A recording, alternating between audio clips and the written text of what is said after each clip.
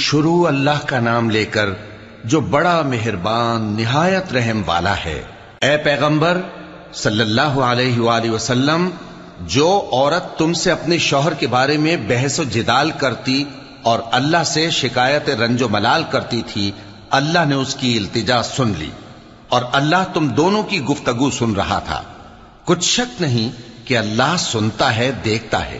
جو لوگ تم میں سے اپنی عورتوں کو ماں کہہ دیتے ہیں وہ ان کی مائیں نہیں ہو جاتی، ان کی مائیں تو وہی ہیں جن کے بطن سے وہ پیدا ہوئے۔ بے شک وہ نامعقول اور جھوٹی بات کہتے ہیں، اور اللہ بڑا معاف کرنے والا ہے، بخشنے والا ہے۔ اور جو لوگ اپنی بیویوں کو ماں کہہ بیٹھیں پھر اپنے قول سے رجوع کر لیں تو ان کو قربت سے پہلے ایک غلام آزاد کرنا ضرور ہے۔ مومنوں، اس حکم سے تم کو نصیحت کی جاتی ہے اور جو کچھ تم کرتے ہو اللہ اس سے خبردار ہے۔